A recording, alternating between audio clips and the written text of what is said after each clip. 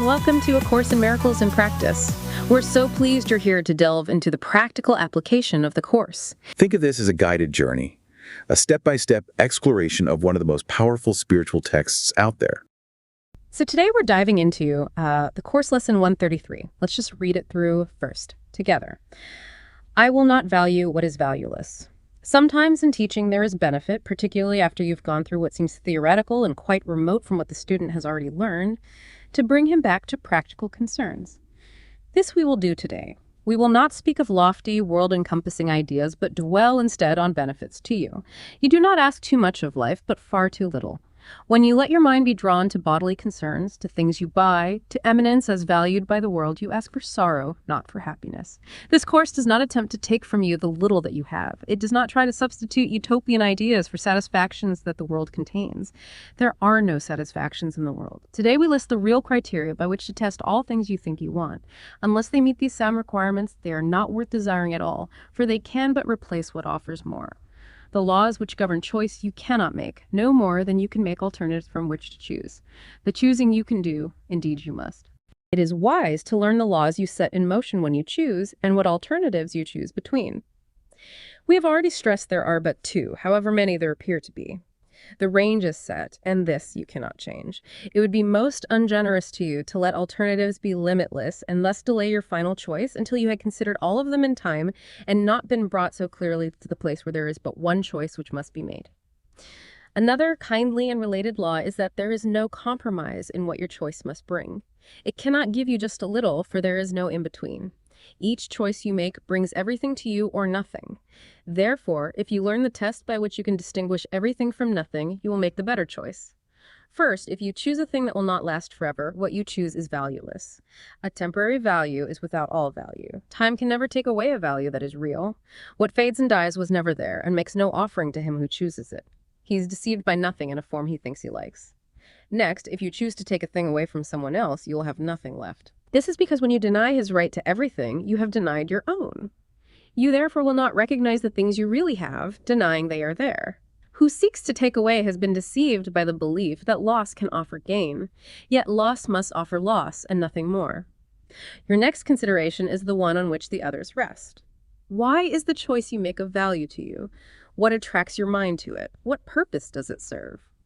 Here it is easiest of all to be deceived. For what the ego wants, it fails to recognize.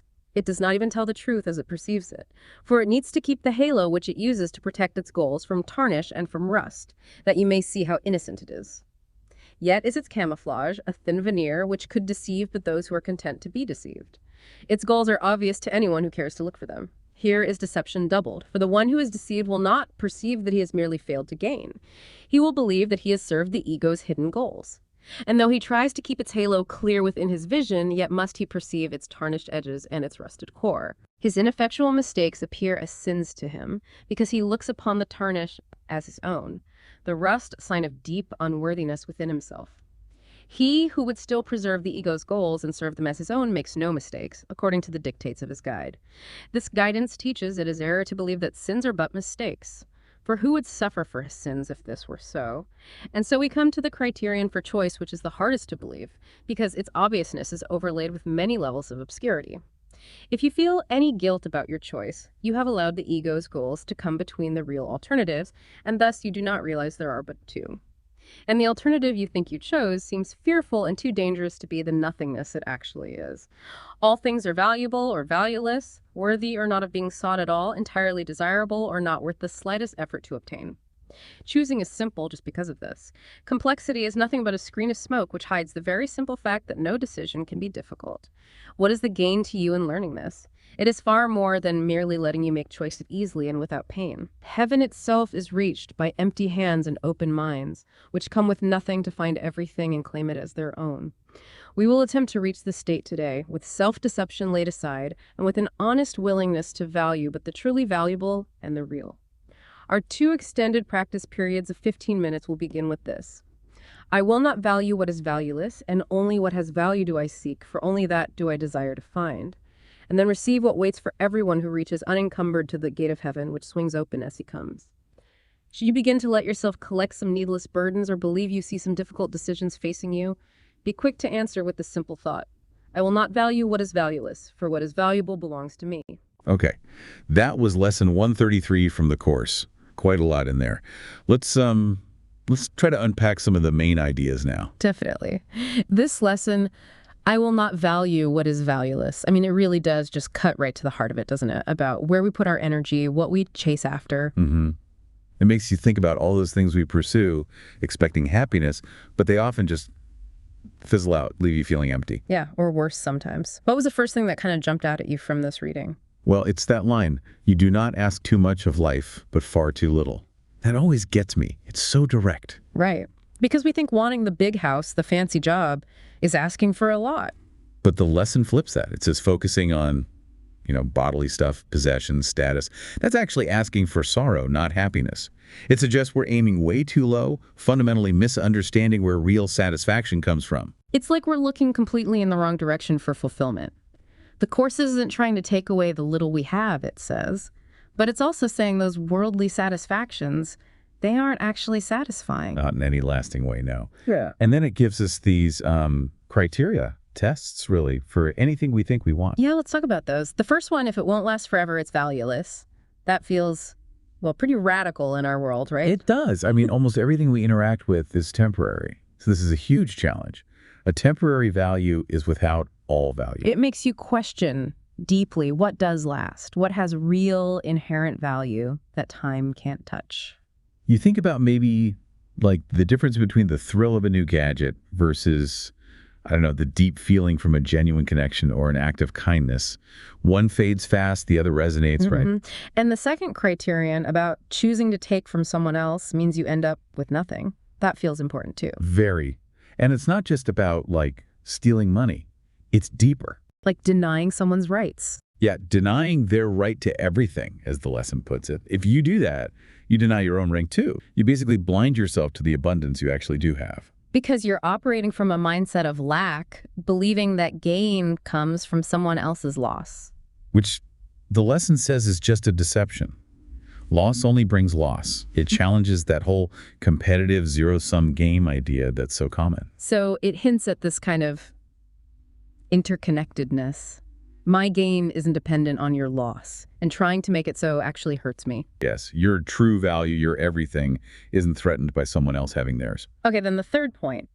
This feels like the trickiest one. Why do we value something? What's the real purpose behind the desire? Ah, yes, the ego's playground, as the lesson suggests. This is where self-deception really comes in. Because the ego masks its wants as needs, puts a shiny halo on them. Exactly. It dresses up fear, lack, the need for specialness, and presents them as reasonable, even virtuous goals. But the lesson says it's a thin disguise. Only fools those willing to be fooled, it says. If you really look, the ego's goals, separation, attack, getting rather than giving, they become pretty obvious. Yeah. But we often don't want to look. And this leads to that double deception part.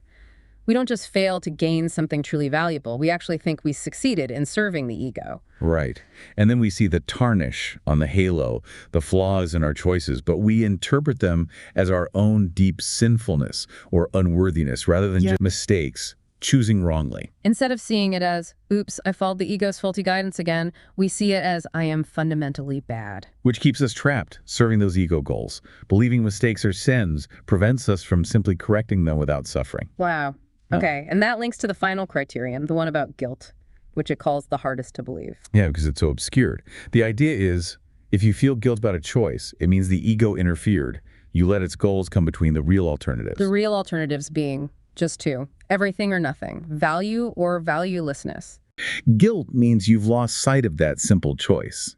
You've been drawn into the ego's complex, fearful world where the only real alternative seems dangerous, but it's actually just nothingness, the valueless option. So guilt isn't necessarily a sign you did something morally wrong in a conventional sense, but that you chose fear.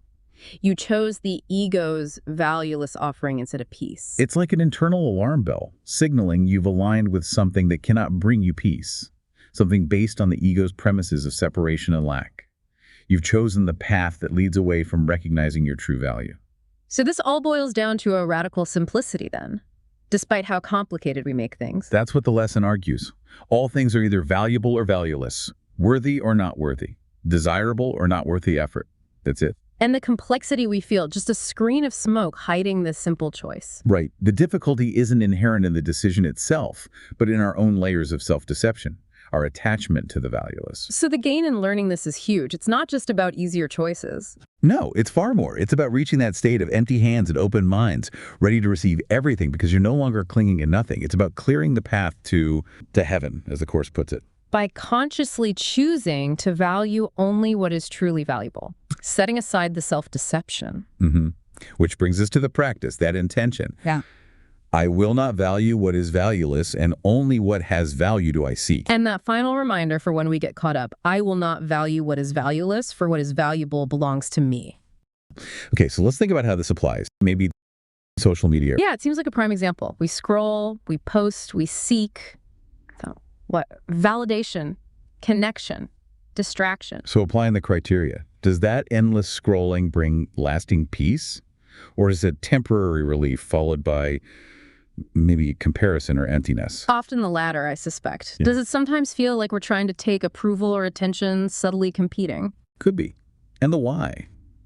Is it genuine connection, or is it maybe the ego seeking external proof of worth because it doesn't feel it inside? Using the lesson helps question that habit, maybe setting boundaries, focusing on real-world connections that might align better with valuing the valuable. What about shopping? The urge to buy new things. Oh, definitely. That temporary high of a new purchase. Does it last? Rarely. Yeah. Is it fulfilling a real need, or is it chasing a feeling maybe driven by advertising or seeing what others have? Is it taking resources, maybe time or money, away from things that could offer more lasting value, like experiences, learning, or security? Yeah, questioning that impulse buy. Is this Right. truly valuable or just a fleeting desire? Will I cherish this in a year, or will it be clutter? What about at work? Office politics, chasing status. Right. Does climbing the ladder in a way that compromises your integrity or strains relationships, does that ultimately bring peace? Or just stress and maybe guilt? The lesson would suggest that kind of gain is illusory. Valuing honest work, collaboration, treating colleagues with respect. Perhaps that's where the real value lies, professionally. Even personal goals, like striving for perfection. Is that driven by a healthy desire to grow? Or by an underlying fear of inadequacy, an ego-driven need to be flawless? If it's the latter, it's likely valueless, leading to constant self-criticism. Maybe valuing self-compassion, progress over perfection is the more valuable path. And coping mechanisms, too. That quick fix, maybe excessive eating, drinking, binge-watching, does it solve the underlying issue or just delay facing it? Temporary escape. Valueless in the long run, right? Choosing healthier ways to process emotions, even at harder initially, seems more aligned with true value. What about holding on to old resentments? Grudges. Oh, that's a big one. Does nursing that anger actually serve you? Does it bring peace? Or does it just keep you tied to the past, hurting yourself? The lesson implies that letting go, choosing forgiveness, aligns with recognizing your own right to peace, to everything. Holding the grudge is like trying to take something justice, maybe in a way that ultimately leaves you with less. It seems this lesson is really a call for constant, honest self-reflection. Applying these tests to our desires, our habits, our choices, moment by moment. It is. It's about intentional discernment. Moving away from the ego's frantic chase for the temporary and meaningless, and grounding ourselves in what has enduring intrinsic worth. Recognizing that fundamental choice, the valuable or the valueless. Peace or conflict, love or fear. And realizing that the choice is simpler than we make it. It just requires honesty and a willingness to let go of what doesn't truly serve us. We've completed another episode of A Course in Miracles in Practice. How do you feel about these deeper lessons?